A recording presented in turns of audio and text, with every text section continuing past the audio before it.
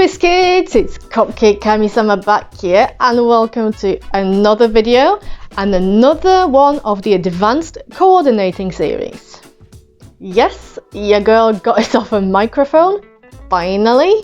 Not gonna lie, all thanks to my patrons, because knowing that there are people out there willing to support me by being patrons has been the biggest kick up the bum I ever needed to improve the content that I have. So bear with me please, I'm still figuring this thing out. It's actually going to be hard to unlearn using my teaching voice, where I aim to project as far as possible so as to not deafen you. So if I forget that, I'm very sorry. I'll try and adjust that in editing as much as possible. Probably not picked the best coordinate for recording and trying not to make additional noises, but hey ho, we're here, we're doing this. This is now the fourth installment of the advanced coordinating series, where I give you some of my takes, my advice, things that have helped me improve my coordinates. I don't want to say in bite-sized pieces because a 20 to 30 minute video isn't necessarily bite-sized, but in smaller doses separated by a wider overarching theme rather than dumping all of that information on you. And today's installment is all about understanding cuts of garments. We've touched on accessories beforehand, and I feel like it's time to bring it back to clothing. I can bang on about how having a range of headpieces and jewelry and accessories is amazing and getting lots of different coordinates as much as I want. And Lolitas will still go, thank you very much for this, but I'm going to go off, spend all my money on 15 dresses and then lament how I don't have anything to wear them with. And I'm going to make it a New Year's resolution to get more headpieces, more legwear, more blouses and more shoes and more everything because I don't have much.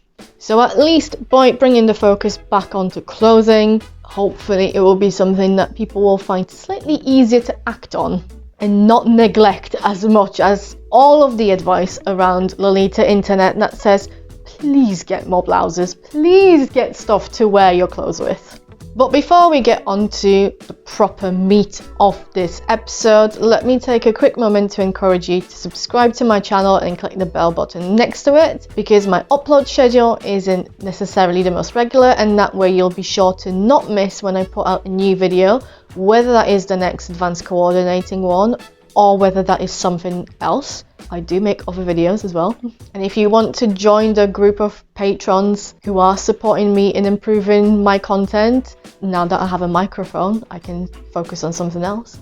The link to my Patreon is in the description box below. If you join the $1 a month tier, you'll get early access to every single blog post that I upload, and advanced coordinating videos are also available as blog posts. And if you join the $2 a month tier, then you'll get 1 week early access to every single video that I put out there. Thank you for your attention. Back to advanced coordinating. Thankfully, the good news is that Lolitas don't ignore cuts of garments as much as they tend to neglect getting all the builder pieces, all accessories, whatnot. Whether that's pure dumb luck or actual choice, whether that's through personal experience from other fashions, mainstream fashions, or just from trial and error once you join the fashion, people tend to pay attention to cuts and figure out what they like, what they don't, and then prioritize the ones that they like. This certainly happens with dresses. To an extent, it happens with blouses as well, though not necessarily always as consciously as it does with dresses.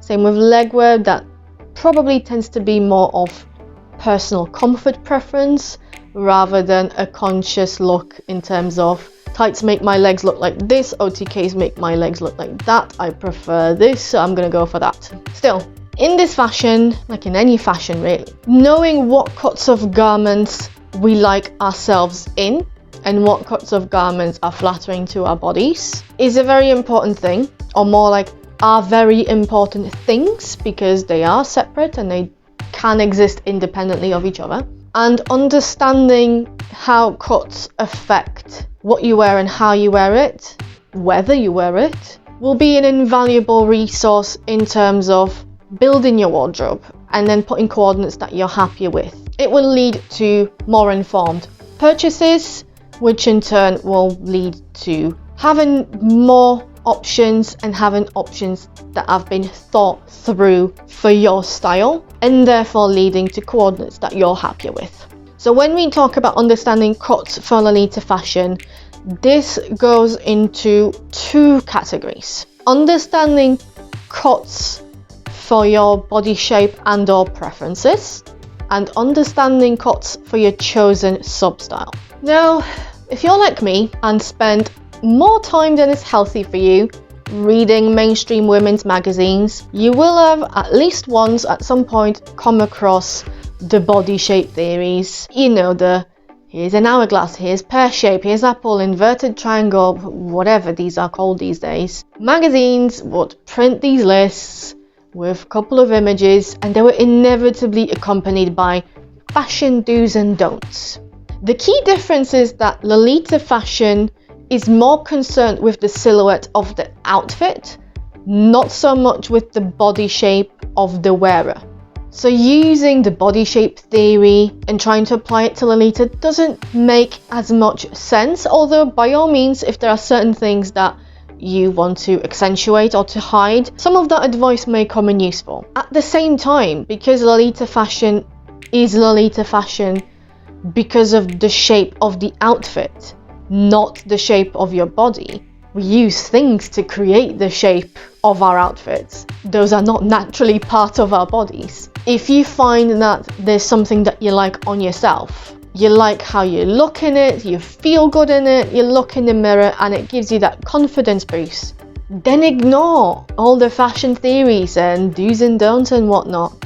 Wear whatever the heck you like. Moreover, just like with mainstream fashion, there are ways to fake certain silhouettes, certain shapes. As I've already mentioned, we're faking having, cupcake shaped butts by wearing petticoats. Nobody has that body shape naturally. And you can use pieces creatively to fake more. Wearing belts and corsets to accentuate the waist is quite a common thing that I've seen. You can layer a blouse under an OP to hide that the OP is a little bit loose on you. Or you can drape loose knitwear or peignoirs or something like this over your outfit to cover your body shape entirely and become a glamorous jellyfish. It can even be as simple as deciding whether you're going to do up only the top or only the bottom button of your cardigan. That's enough to make a difference in silhouette and how you look. So whatever kind of silhouette and shape you want to aim for, more fitted or looser, longer or shorter, hiding certain things and accentuating others, whatever that is, understanding cuts of garments and how they work, both on their own and when worn on you, will help you put together coordinates that you're happy with, that you will find are more flattering for you, and that will do exactly what you want them to do. Show this, hide that, create XYZ. For me personally, over the years of being in this fashion, I've learned a couple of things. That I prefer the waist of the outfit to be as close to my natural waist as possible. That I actually prefer blouses to be more open neck, or at least not sit too high up. I don't necessarily stray away from high neck blouses, but if it's going to be high neck, but don't just sit like right there. I need a bit of room to breathe. And that actually, I do prefer myself in dresses that are at least hitting the knee, possibly a little bit longer. Those preferences might change, and that's also completely fine. You're allowed to change your opinion. You're allowed to change your preferences. I mean, our bodies will change throughout the course of our lives, and that's 100% normal and 100% expected. So figure out what you like for now so that you can make the right choices for you now. You still want to feel good in the clothes that you wear. And if it changes down the line, stay mindful of when that starts to happen. Maybe reflect on why your preferences might be changing, and is it something that you have to act on right here, right now, and go with that flow. It's fine. What I said about cuts that I prefer on myself, that doesn't mean I completely don't own things that are the opposite of what I like. I do still have pieces that are cuts that I'm not necessarily keen on, but for whatever reason, I like the piece too much to part with it, and I haven't committed to altering it yet. And that is when understanding those cuts, understanding how layering can create certain things, helps me wear those dresses and continue wearing them without feeling like an ugly duckling, like I'm trying to fit into something that's not made for me. Even though I kind of am, but I'm faking things around it to be more me and to be better adjusted to my preferences and my body shape. And here are some examples of how I do that. I'm going to use Angelic Pretty's Royal Unicorn Switching JSK as my example here.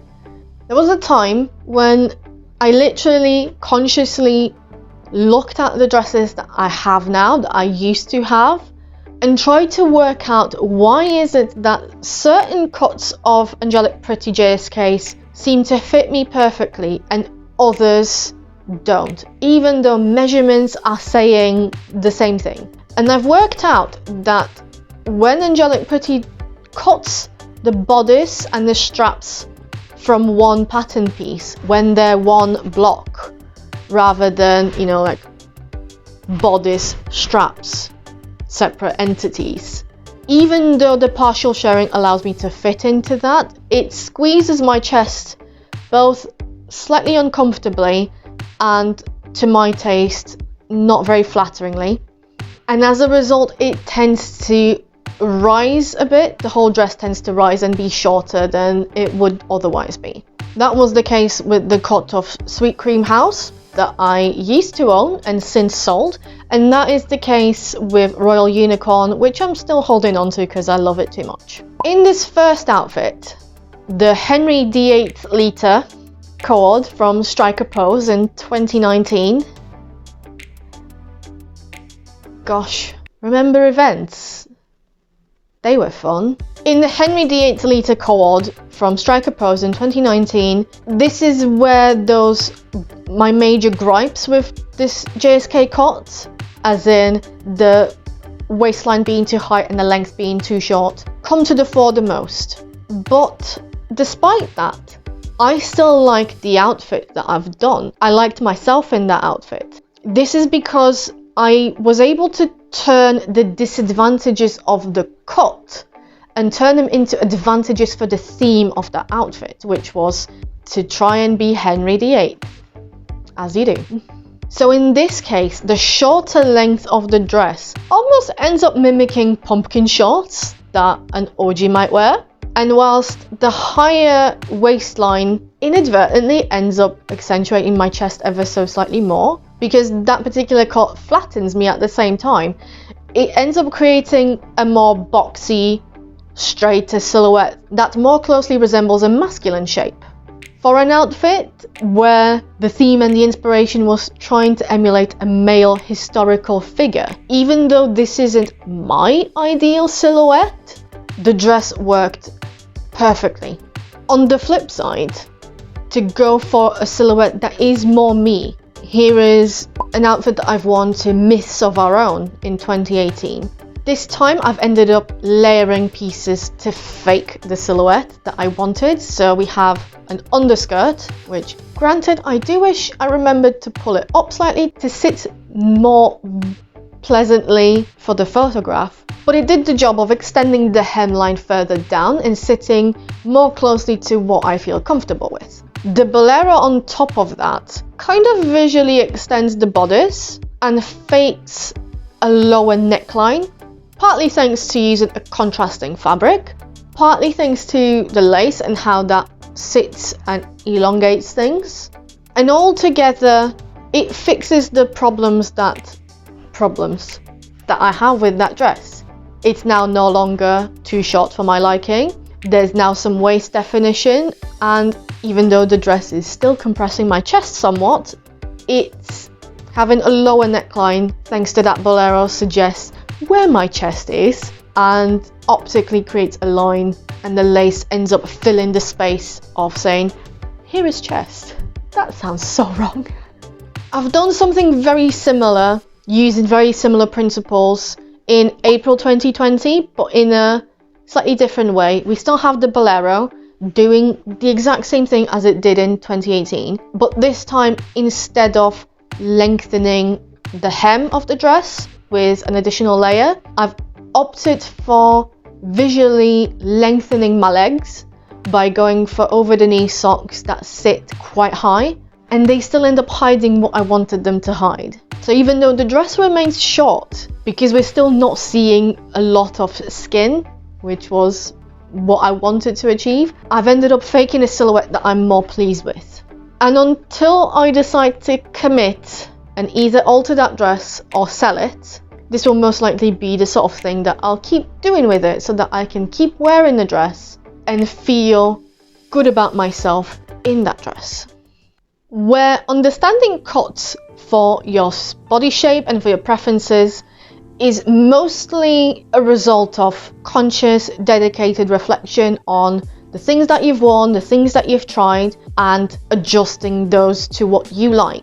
Understanding cuts for your chosen substyle is more to do with understanding the differences between the different substyles, and to a degree understanding how to make sure that your cord reads across as intentional. Intentionality of a cord is a whole other topic on its own, coincidentally also the next advanced coordinating one, so there will be more on that specifically. Maybe this is only my pet peeve, but I feel like Gothic Lolita is a good example to use here, because I feel like so many people within our community, particularly the non-goths, just have this idea that, oh, just wear all black and that's Gothic. Yeah, not really.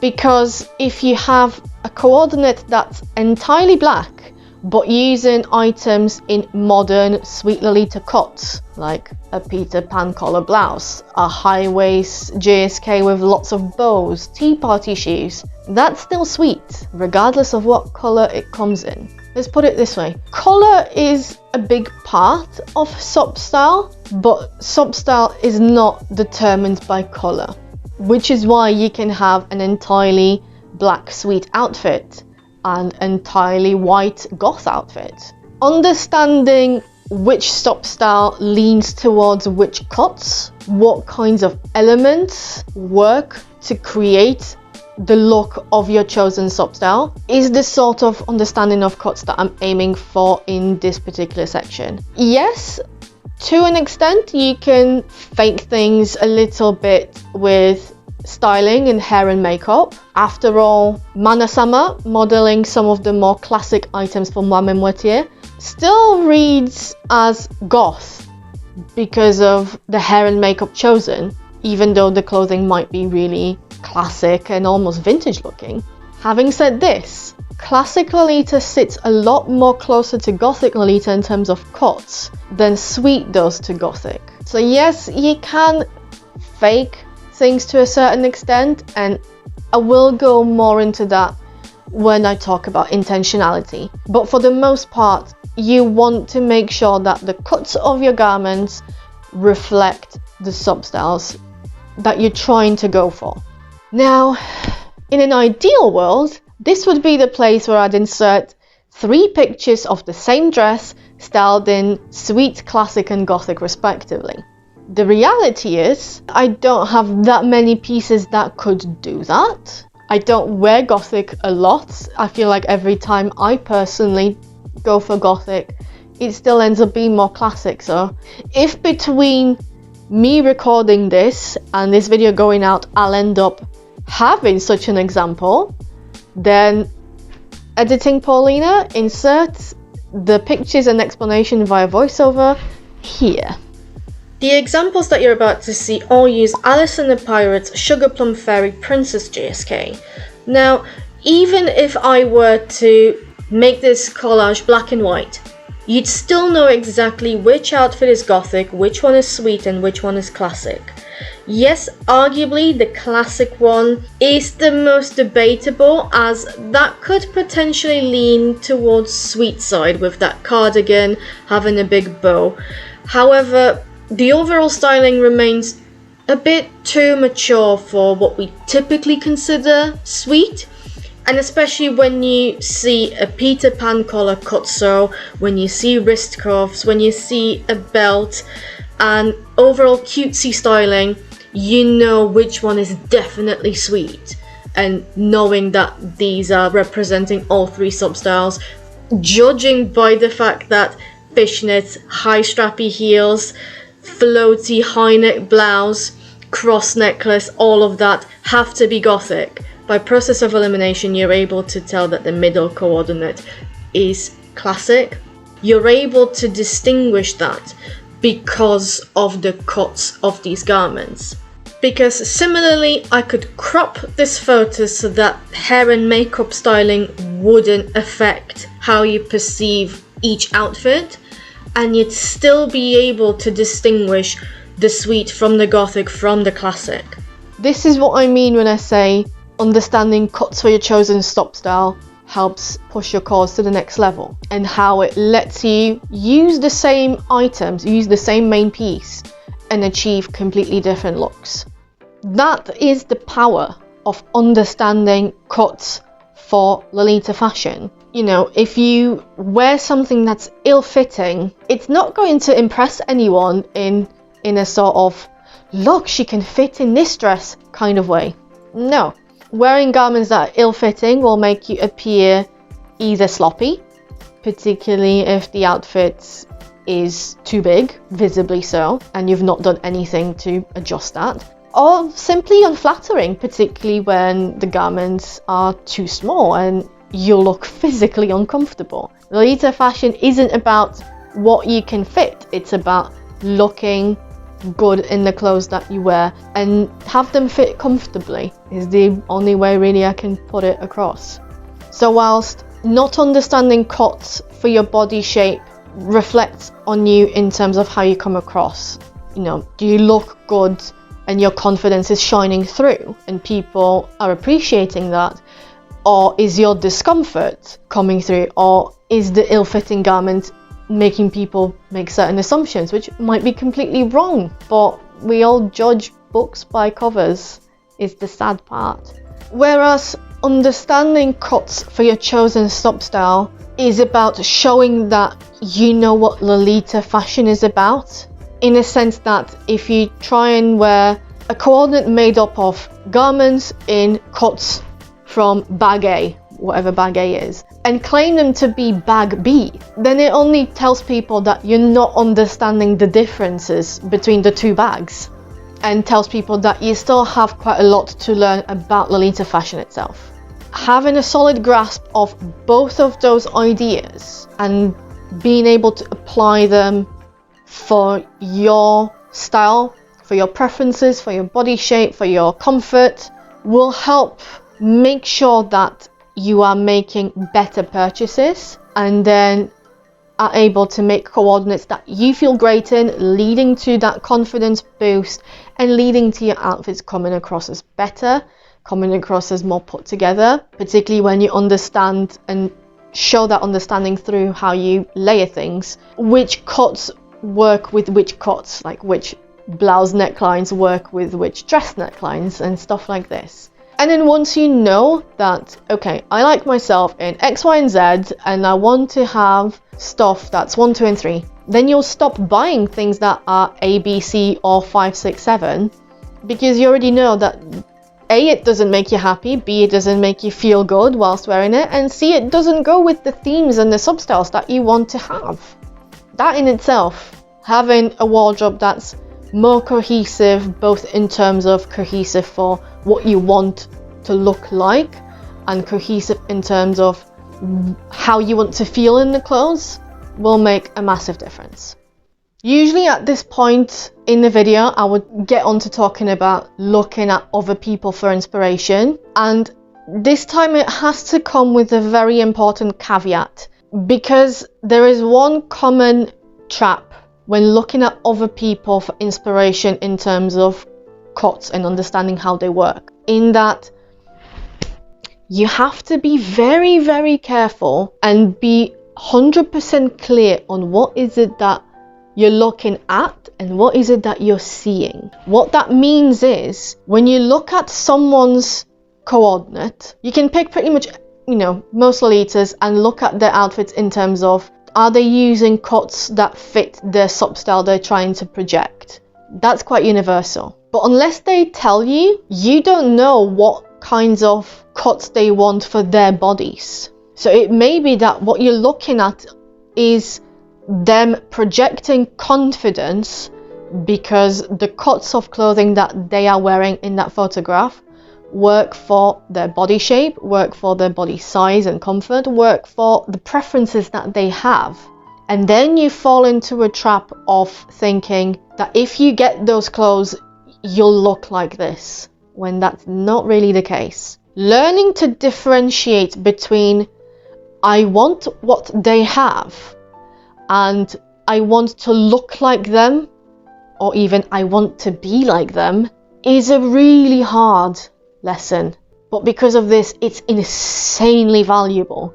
Even though you might be looking at someone who seems to be similar size and similar body shape, similar build to yourself, it will give you an idea of how things might fit on you. But that doesn't mean that you will like it on yourself, because the person you're seeing it on might have completely different set of preferences. And for example, they might choose to hide what you would rather accentuate and vice versa. It's well exemplified and captured in the notion that plus size people don't have to want to look slimmer in the clothes that they wear, and plus size people don't have to want to hide their current shape. People, whatever size, whatever body shape, are allowed to like their body in the shape that it is now and wear clothes that accentuate the way their body is now and enjoy that. This doesn't mean that they have to completely love everything, that they're not allowed to have insecurities. Everyone has insecurities, but their insecurities might be different to yours. What's your insecurity might be their point of confidence. So be careful when looking at other people's outfits for inspiration, and be very, very clear with yourself. Try and stay as objective as possible to be able to clearly distinguish whether you're admiring it because they look good in that and you want to have that same level of confidence projected from you, or whether you're admiring it because you think this item will flatter your body based on what you're seeing. Also, quickly jumping in to mention alterations, because these will also affect what you're seeing.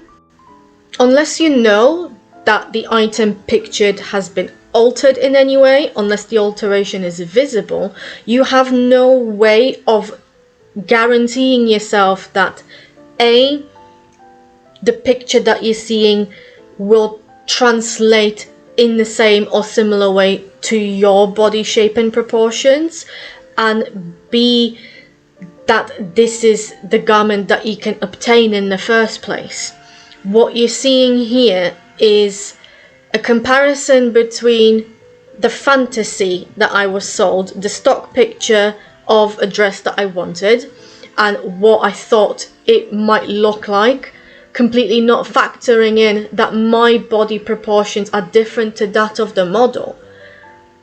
So the middle picture is the reality that I got, which it doesn't necessarily look terrible, but it's not the look that I was after, and it's not a look that I found flattering on myself. Which leads to the third picture, which shows what the dress looks like now that it's been altered. The faux belt essentially drops the waistline closer to where my natural waist is, rather than this high-waisted effect that was there in the original cut, making for a more flattering garment as far as I'm concerned, for a more comfortable garment as far as I'm concerned, despite the fact that it was never uncomfortable when it was as came straight from the brand.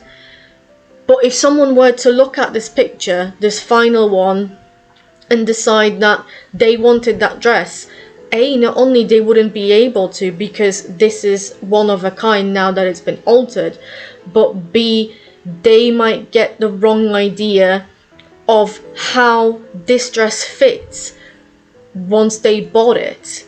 if they completely ignore the fact that the alteration is fairly visible.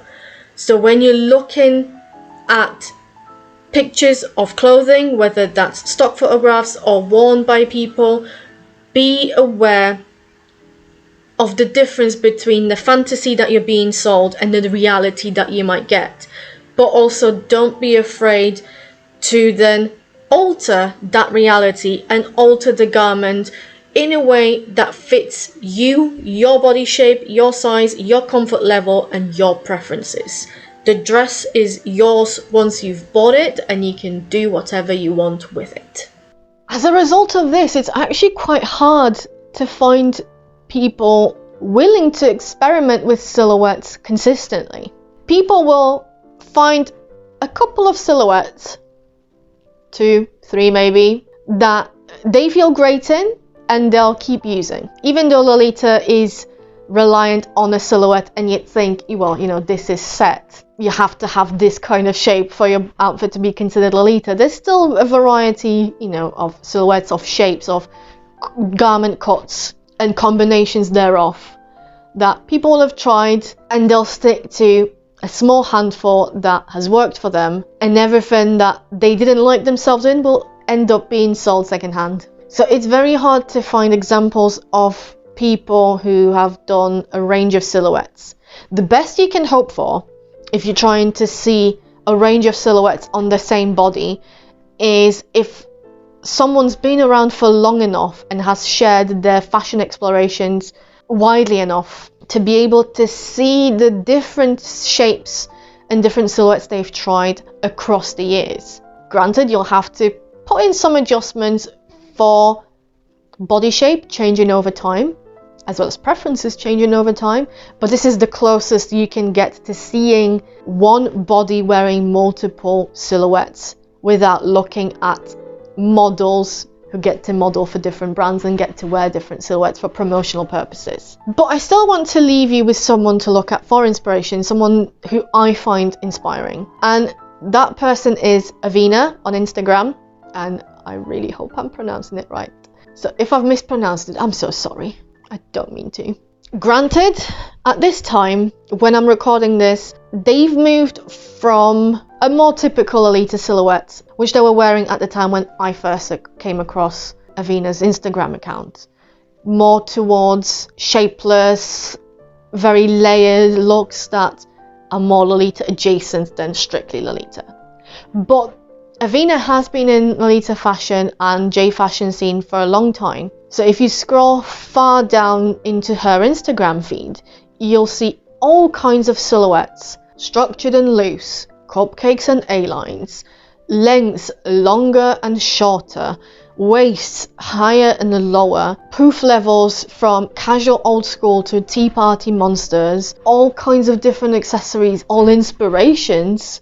Again, you'd have to account for the fact that over those years, bodies inevitably change, and as evidenced by Avina's move towards a more shapeless silhouette these days, preferences change.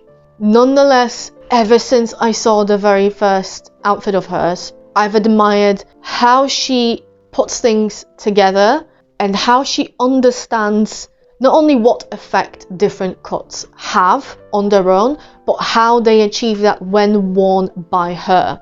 It's not a common skill to have, to be able to layer things to your wish and manipulate the silhouette to your heart's desire and have it come across as intentional and have it come across as still J fashion, whatever theme you decided to put out there. Because as I said, people experiment up until they find what works for them. From my experience, those who go beyond that, those who have that knowledge and understanding of cuts on a deeper level to know, oh, if I do this, then I'll achieve that effect without thinking about it much, tend to be people who have studied fashion in general and fashion history to a much greater extent than the average person has. But as always, you know, this is the part when I tell you, this is the person that inspires me. These are all the opinions that I have that I've shared with you. It's now your turn to look at the codes that you like, the ones that you've done, the ones that other people have done, and examine them from the point of view of cuts, of garment cuts, of cuts as intended for different substyles, and of cuts as displayed on a variety of body shapes. And on that note, thank you so much for watching this installment. I do hope that it has been useful. I've mentioned intentionality in here several times, so do rest assured this is the next advanced coordinating video and post. The next topic will be all about intentionality. Having said this series is already longer than I had originally planned, and it absolutely warms my heart because A, it means that you're enjoying it, but B, it's because you're suggesting things that you'd like me to touch on. If there is anything that I haven't talked about yet, and I'll link the advanced coordinating playlist in the corner up there so that you can see what's been done so far.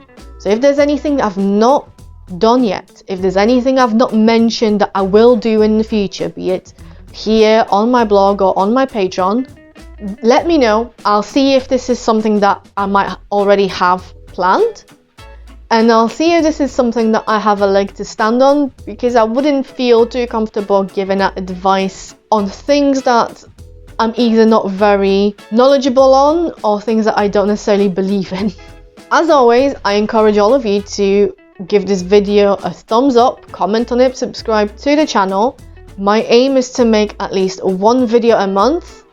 I've been very lucky recently that I've been able to do more than that, but the only thing I can guarantee is one a month. So if there are more, they're coming on top of that. It's not a regular thing, so you'll want to make sure to subscribe and to click the bell button so that you get notified when something new is uploaded. You can also join my Patreon so that you'll know in advance when things are coming. As I mentioned, the $2 a month tier gives you 1 week early access to every video that I upload, and $1 a month tier gives you early access to every blog post that I do, as well as whatever behind the scenes stuff is going on. So if I've mentioned other advanced coordinating topics, they'll probably be there.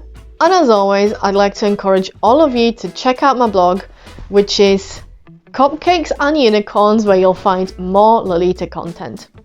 Thank you so much, and I'll see you in the next one. Take care. Bye!